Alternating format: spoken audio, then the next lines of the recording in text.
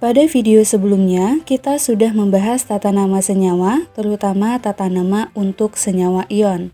Nah, pada video kali ini, kita akan membahas penamaan untuk senyawa kovalen biner dan senyawa terner. Mari kita mulai dari penamaan senyawa kovalen biner.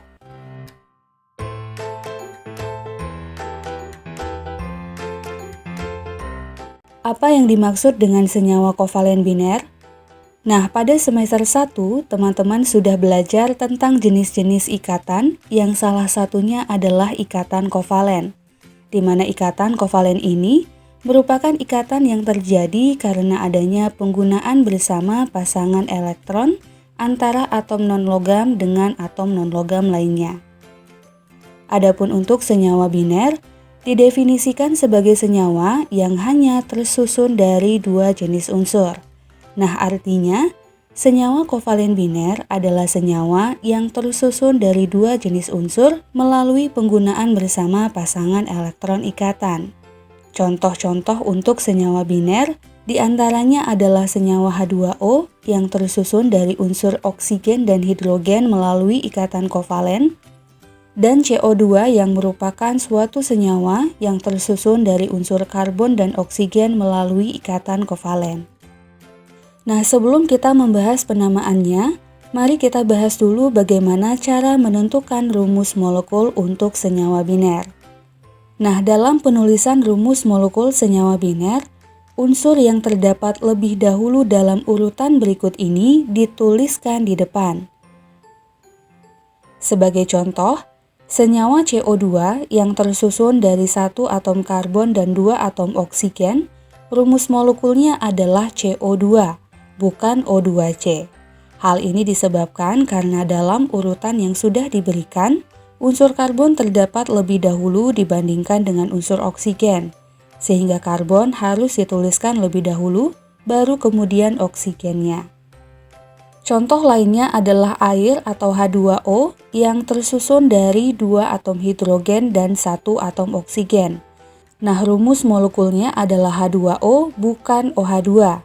Hal ini disebabkan karena dalam urutan yang sudah diberikan, hidrogen terdapat lebih dahulu dibandingkan dengan oksigen, sehingga dalam penulisan rumus molekulnya, hidrogen dituliskan lebih dahulu baru kemudian oksigennya. Nah, untuk penamaannya, nama senyawa kovalen biner ditulis dengan urutan, nama unsur pertama diikuti dengan nama unsur kedua yang diberi akhiran ida. Sebagai contoh, senyawa HCl merupakan senyawa kovalen biner yang dalam rumus molekulnya hidrogen dituliskan lebih dahulu. Jadi nama unsur pertamanya adalah hidrogen, kemudian nama unsur keduanya adalah klor ditambah akhiran ida sehingga menjadi klorida. Maka nama untuk senyawa HCl adalah hidrogen klorida. Contoh berikutnya adalah senyawa H2S yang dalam rumus molekulnya hidrogen dituliskan lebih dahulu. Jadi nama unsur pertamanya adalah hidrogen, kemudian unsur keduanya adalah sulfur dan diberi akhiran ida sehingga menjadi sulfida.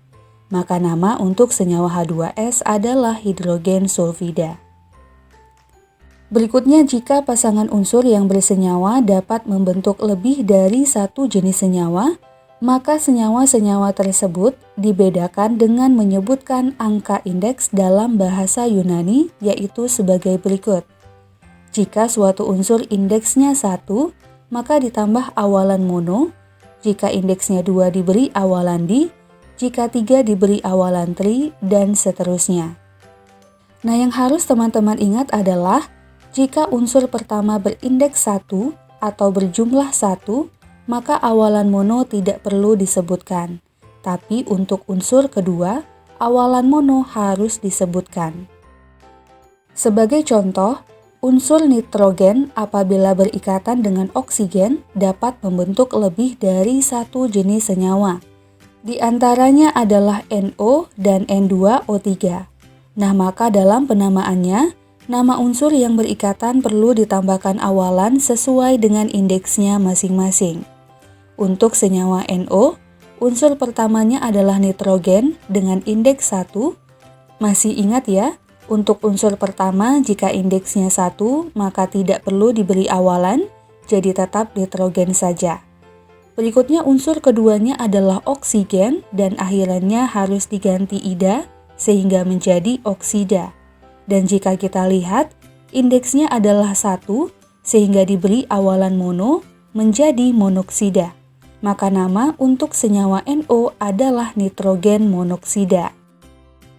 Kemudian untuk senyawa N2O3, unsur pertamanya adalah nitrogen dengan indeks 2 sehingga ditambahkan awalan di menjadi dinitrogen, dan unsur keduanya adalah oksigen dengan akhiran ida sehingga menjadi oksida. Kemudian indeksnya adalah 3 sehingga ditambahkan awalan tri menjadi trioksida. Maka nama untuk senyawa N2O3 adalah dinitrogen trioksida. Nah, supaya paham, mari kita lanjutkan ke contoh-contoh soal. Soal yang pertama, tentukan nama senyawa-senyawa berikut. Nah, yang pertama adalah senyawa P2O3. Langsung saja, unsur pertamanya adalah P, yaitu fosfor dengan indeks 2, sehingga ditambahkan awalan di, dan unsur keduanya adalah oksigen.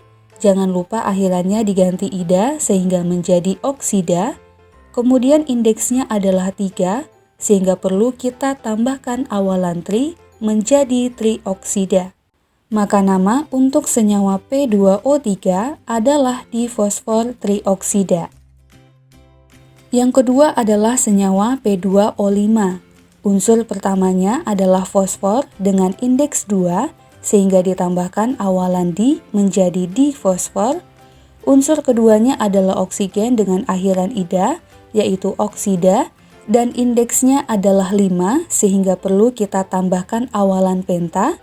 Maka nama untuk senyawa P2O5 adalah difosfor pentaoksida.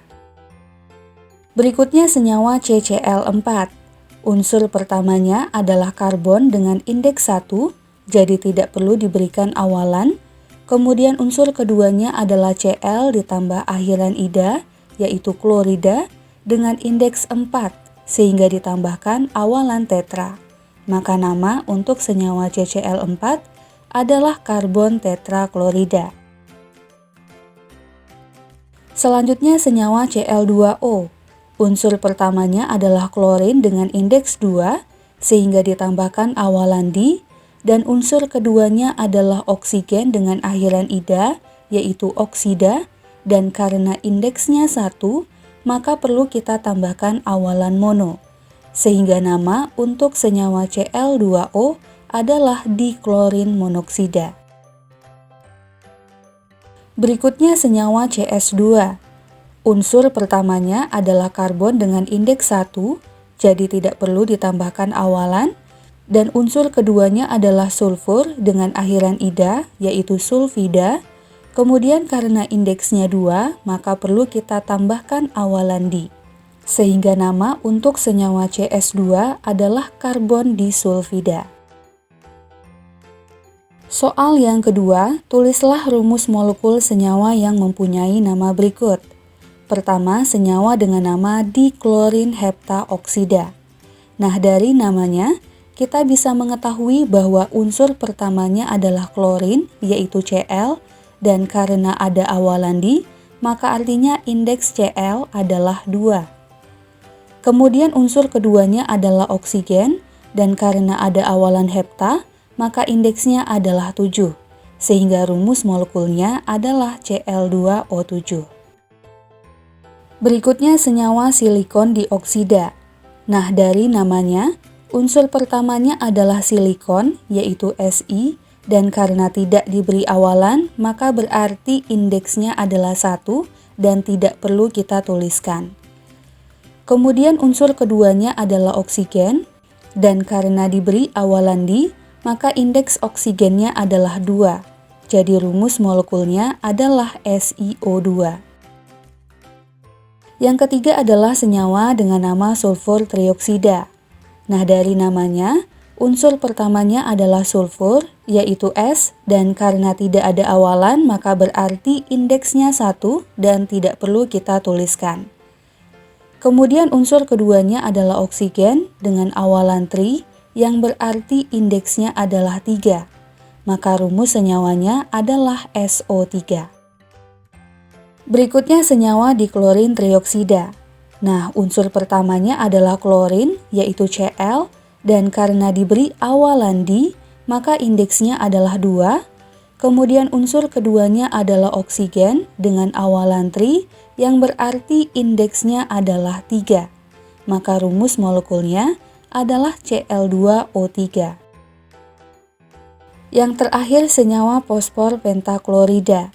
Nah, dari namanya, unsur pertamanya adalah fosfor yaitu P dan karena tidak ada awalan maka indeksnya adalah 1 dan tidak perlu kita tuliskan. Kemudian unsur keduanya adalah klor yaitu Cl dan karena diberi awalan penta maka indeksnya adalah 5 sehingga rumus senyawanya adalah PCl5.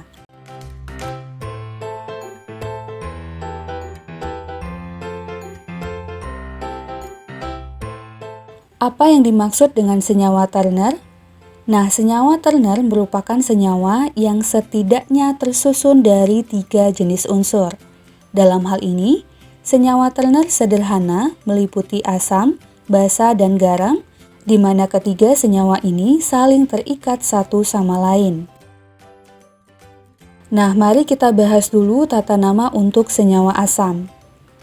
Menurut Arrhenius, senyawa asam apabila dilarutkan dalam air akan terion menjadi ion H+ dan anion sisa asam. Contohnya adalah senyawa HNO3 yang dalam air akan terion menjadi ion H+ dan anion sisa asam NO3-. Atau senyawa H3PO4 yang dalam air terion menjadi 3 ion H+ dan anion sisa asam PO4-3-. Nah, untuk penamaannya, senyawa asam ini diberi nama dengan urutan kata asam diikuti dengan nama anionnya. Sebagai contoh, untuk HNO3, anion sisa asamnya adalah NO3- yang namanya adalah ion nitrat. Maka nama untuk senyawa HNO3 adalah asam nitrat. Kemudian untuk H3PO4, anion sisa asamnya adalah ion PO4-3- yang diberi nama ion fosfat. Sehingga nama untuk senyawa H3PO4 adalah asam fosfat. Nah, berikut ini adalah nama-nama beberapa anion sisa asam. Selanjutnya tata nama untuk senyawa basa. Apa yang dimaksud dengan basa? Nah, menurut Arrhenius, basa adalah senyawa yang ketika dilarutkan dalam air akan terion menghasilkan ion OH- dan kation sisa basa.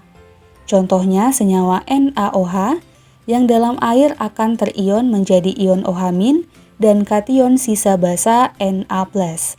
Atau senyawa AlOH3 yang dalam air terion menjadi 3 ion OH- dan kation sisa basa Al3+. Nah, untuk penamaannya, senyawa basa diberi nama dengan urutan, nama kation sisa basanya diikuti dengan kata hidroksida. Sebagai contoh, untuk NaOH, kation sisa basanya adalah ion Na+, yang namanya adalah ion natrium. Maka nama untuk senyawa NaOH adalah natrium, ditambahkan kata hidroksida sehingga menjadi natrium hidroksida. Kemudian untuk AlOH3, kation sisa basanya adalah Al3+ yang namanya adalah ion aluminium. Maka nama untuk senyawa basa AlOH3 adalah aluminium ditambahkan kata hidroksida sehingga menjadi aluminium hidroksida.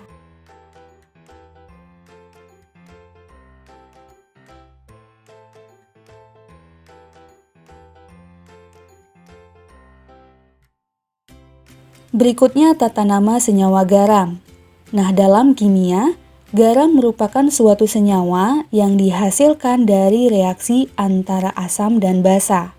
Sebagai contoh, garam natrium klorida diperoleh dari reaksi antara asam HCl dan basa NaOH. Nah, yang harus diingat adalah senyawa garam merupakan senyawa ion yang terdiri dari kation basa dan anion sisa asam, di mana rumus dan pemberian nama senyawa garam sama dengan senyawa ion. Jadi silahkan teman-teman cek kembali video sebelumnya tentang tata nama senyawa ion. Nah, berikutnya supaya lebih paham tentang penamaan senyawa terner berupa senyawa asam dan basa, mari kita lanjutkan ke contoh soal. Soal yang pertama, tentukan nama senyawa berikut ini. Yang pertama adalah senyawa H2SO4. Nah, dari rumus molekulnya, diawali dengan atom hidrogen yang menunjukkan bahwa H2SO4 merupakan senyawa asam. Jika dilarutkan dalam air, H2SO4 akan terion menjadi 2 ion H+ dan anion sisa asam SO4 2-. Sesuai dengan nama-nama anion sisa asam yang diberikan sebelumnya, anion SO4 2- diberi nama ion sulfat. Maka nama untuk senyawa H2SO4 adalah asam sulfat.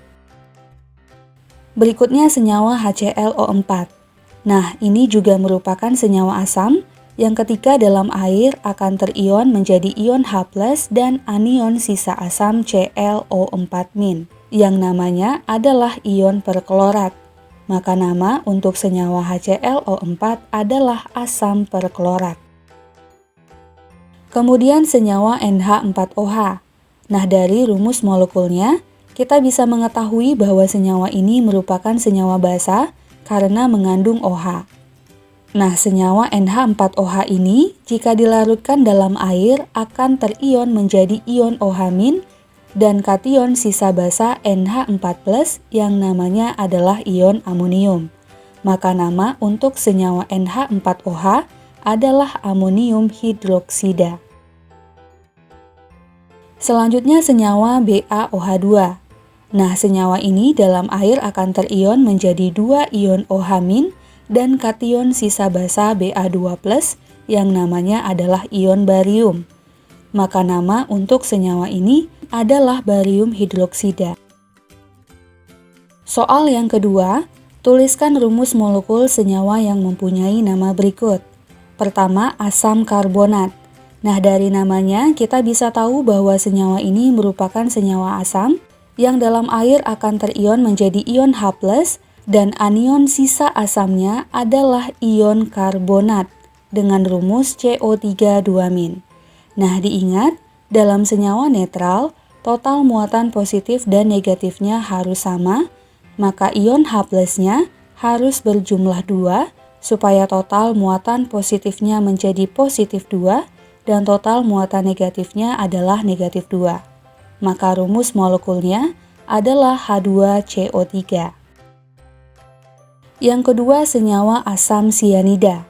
Nah, dari namanya terlihat bahwa senyawa ini juga merupakan senyawa asam yang dalam air akan terion menjadi ion H+ dan anion sisa asamnya adalah ion sianida, yaitu ion Cn-.